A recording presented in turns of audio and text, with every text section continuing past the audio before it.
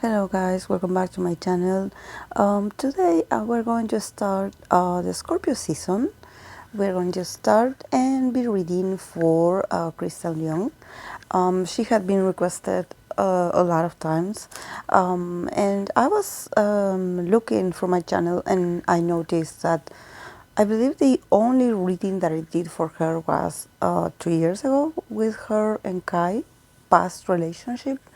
Um, so yeah, it's interesting to realize that I haven't read for her properly. So yeah, this is the moment. So yes, let's begin with the cards that she got. We start with the Five of Pentacles, the Hangman, the Judgment in the middle, the Magician, the High Priestess, and then from the Oracle she got the card of Venus in Aries last.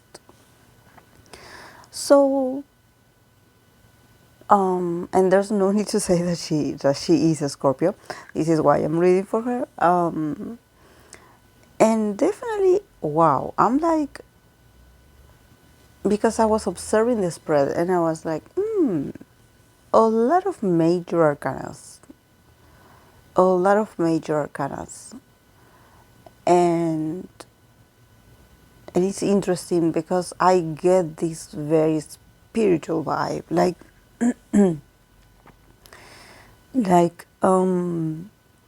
usually for these people I see, mundane scenarios, but for her I see a time and possible near future of a lot of adjustments. I think that she's going through a period of a lot of, I wouldn't say like inner work, because she had dealt with a lot of things from her past, like with a lot of personal issues. Definitely with the last card as the High Priestess, I noticed that she's very secretive. So this is why I'm not going to get much detail, because there's something about whatever she's going through is very personal. It has to do with her soul, with her essence, with the way she is. I'm not seeing something that it has to do with, I don't know, career, relationships, other people, or her just thinking and planning something. I believe she's a very mysterious person, and she went through something, because we started reading with the Five of Pentacles and the Hangman. So I don't know what happened with her, because I know that her and her sister, they are doing very well. I believe that they are very established in their lives, in their, I don't know what they do for a living nowadays, but it seems like they look like people that are very abundant. But when she starts with the Five of Pentacles and the Hangman, there's this feeling of her going through something that has to do with lacking, that has to do with not having enough, with feeling poor, or feeling like you don't have the resources, or that people are just not paying attention to your needs. So it's like you feel left out. You feel like no one considers what you need, or no one sees that you're struggling. And then with the Hangman, there's this feeling of, I had been like this for a while. I had been feeling like this for a while. And honestly, I don't think it's about money. I don't think that it's about her being broke. But definitely there's something about her that lets me know she went through something. She went through something that just froze her in time, in the sense that she hasn't been able to move on. And I don't see other people, so I don't think that it's about someone. Like, I think that it's personal. I think this whole reading, like, screams is personal. Like it's me. It's about me. It's about my way of dealing with things. It's about my way, the way I process emotions, the way I process situations. It's all about me. I am the reason why I live like this, something like this. It's very interesting because she does acknowledge that she is someone that maybe when she has a problem or when she has some insecurities or when she has some moments where she's not that happy, that is, it seems like it stays longer with her, that period. Like it's not easy for her to get out of this. Could it be like a pessimist mode or a pessimist mindset? Like when she suffers, she really loves to stay in the suffering. Like she really loves to. And when I say she loves, it's a way of saying. It's not that she purposely decides that she wants to suffer. But I think that there's something about her, like when I'm really down, I really submerge myself in the feeling of, like, she feels like a martyr. She feels like probably there's people that want to help her out or want to get her out of that state. But she's like, no, no, no, let me be. This is my moment. Let me be. I will just stay here and be miserable. So it's very interesting um, how she does this. But then in the middle we have the judgment. So definitely she had remained in this period of like, okay, I feel sorry for myself, or I feel like I'm not good enough, or I feel like I'm not happy, or that somehow I'm losing something, or I lost something. But then in the middle we have the judgment. So I think that she is like the Scorpio she definitely is like a phoenix. She rises up from the ashes. She's like, okay, how many horse shapes do I have to go through? Like I'm ready. Like I'm ready. This is why it's interesting, the hangman and the justice. It's like, okay, if I'm going through a not so happy time, just let me be. Like this is my life. Like I don't need to skip or avoid certain sufferings. Like if I'm not happy, I will have to endure it and go through this and feel it. And then with the judgment, I believe that there are some things in her life that are finally being, like there are some things in her life that are starting to make sense. Like with the judgment, I believe that either she's getting a karma or there's some people that she doesn't like, that these people are getting their karma as well. So there's like a sort of balance, a restored order, because judgment is like, okay, I'm going to judge you for your past actions, but also I'm going to judge your enemies. So I don't know if maybe she has a feud with someone, if she has like an issue with someone and she's like patiently waiting for that person to pay. And this also sounds very Scorpio, definitely. This is also, it's a whole Scorpio person reading, because she's like, oh, you saw me suffering, if back then, but now everything is changing, and now I am the one that gets back into control. I told you, I waited, I stayed miserable, but now the judgment is here. The judgment day is here, and it's coming for all of us. So she's definitely fearless. She's a fearless woman. She's not afraid of the consequences. She's not afraid of anything. She's like, okay, I know what I did, and you know what you did. So, it's pay time. And I think that for her, this is probably, this judgment era is going to be very beneficial. It's going to be like a wake-up call, because all of a sudden we have the magician and we also have the high priestess. So there's something about her like regaining her power and coming up as this king and queen, because I believe that there's something about her like there's something about her that lets me know that she embodies these two major arcana's energy. She's like the wizard and the witch. She's like the feminine and the masculine in one. She has the duality, and she has the the autonomy of being both in her life.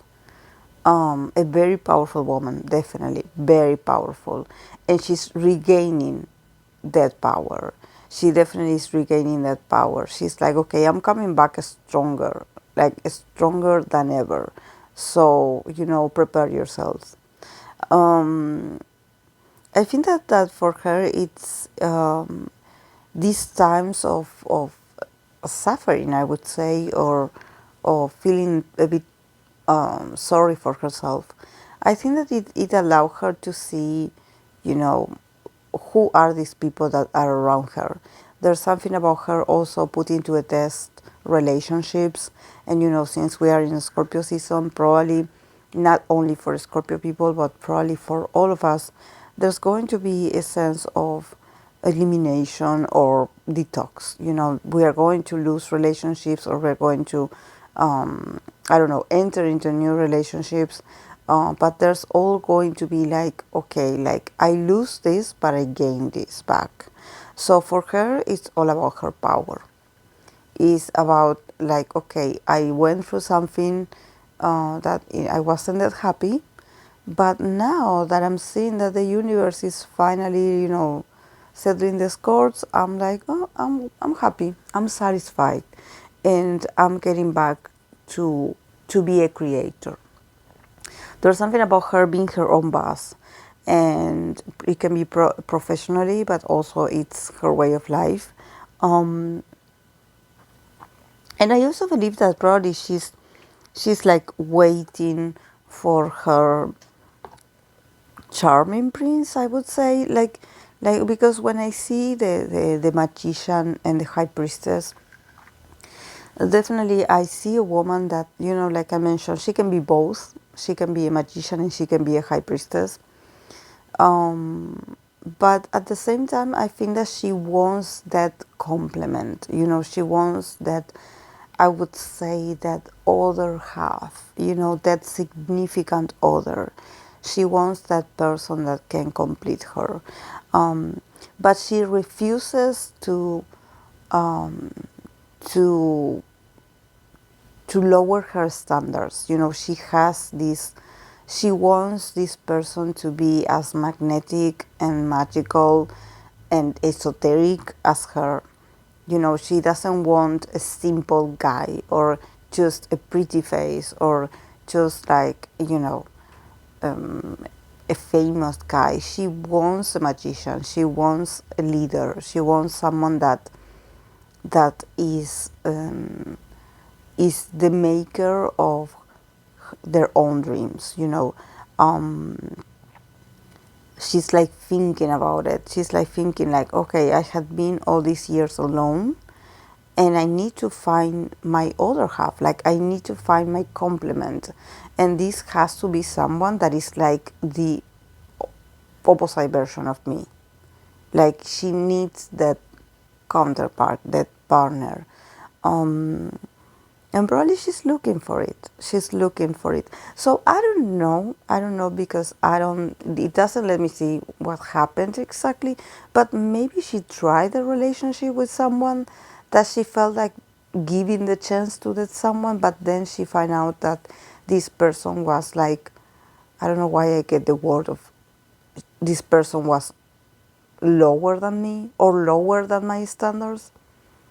This person was below me, like this person wasn't even worth of me and my time, but I gave them a chance, and then I ended up being disappointed, and I ended up failing and feeling like a failure because I gave them my attention when I knew I should have not given them the time of day. Like she knew that person wasn't that, like there was something off about this person. but she gave it a chance because maybe she felt lonely, or maybe she really wanted a relationship. Because I don't see cards that talk about relationship, but definitely I see her like taking this time to learn or maybe analyze her past mistakes, and being like, oh yeah, I guess this is why I didn't succeed, because I choose the wrong person. Like, I settled for less, and that was my mistake. Or I put my trust into someone that I knew that it wasn't trustworthy. Or I knew that they didn't have much to give me, and I still gave them a chance. But she somehow is waiting for this person to pay as well. She wants to see this person born. She's very insistent about it. And definitely, I think that probably she will. But she's like, I'm a magician. I'm a high priestess. I need an equal. I need someone like me. And she's going, because she has the magician and the high priestess together. So for me, it's like, I'm going to get that person eventually. I don't know who they are, but I know I'm going to manifest this person. This person is going to come into my life, because next time I will pay more attention. I will not be choosing out of desperation or boredom, or just because I don't want to be alone. I will choose wisely someone with with a better reputation, or someone, different and very more powerful. There's something about her really dreaming about being a power couple with someone, and definitely I can see that she can manifest this. But I also see her being very quiet about it. Because we finish with the high priestess, so it's like, yeah, I'm powerful in so many ways, and I'm going to get more powerful, but you will not know the details. When I closed the reading, when I pulled the last card and it was the high priestess, she's like, sort of like, this is all you're going to get from me. In this reading, you're not going to get juicy details about my life, because this reading ends here, no more information. So she is one of these people that, there are some idols that also I consider very special, because it's not that the cards don't tell me what is going on, it's more that the cards are like, you can see this aspect, but not that much. It's like, this is it. You will not get far with them. It doesn't matter how many cards you pull. They set the boundary. They are like, this is all you're going to see from me, because I don't want you to know the rest. So I respect that, and I admire that. So yeah, we're going to finish it here. But then, yes, I'm going to be reading the Oracle. The Oracle, she got Venus in Aries last. So see, she possibly in this Scorpio season, she can be feeling a bit lustful, in the sense that I think that she's like, okay, I'm going to manifest, or I'm going to get the type of person that I want. I don't think that she knows who this person is yet, but she's like, I have a few people in mind. I could, and I see her like coming up with this attitude of this very sensual person, or but she's sensual, but she's also, with this card of Venus in Aries, it gives me very, like, very fiery, passionate, and also very spontaneous when it comes to, yeah, I like that guy, or I like that person. She's not shy at all. She's not the typical, like usually you see idols that, even the ones that have this body concept, that you're like, oh, she's like, the tough girl in the group, and then when they enter relationships, or when they are in front of the opposite sex, there's something about them getting all shy. Well, for Krystal, there's no shyness at all. No, she looks at men and people straight in the eye. She's not that impressed. she's not that, she doesn't get overwhelmed around people. Like definitely I see her like, okay, yeah, I'm looking at you, you're looking at me, and I'm looking at you, yeah, and I will tell you what I want. You know, there's something with this Venus in Aries, her being very very, I wouldn't say like impulsive, but her being very brave, very bold. And it's like, yeah, I like you, you like me, like let's make this happen. So yeah, this could be a season for a lot of passionate encounters, probably. So yeah, the girl will get eventually what she wants. So yeah, guys, this is all I have for her. I hope that you enjoyed it, and I'll see you in my next video. Bye.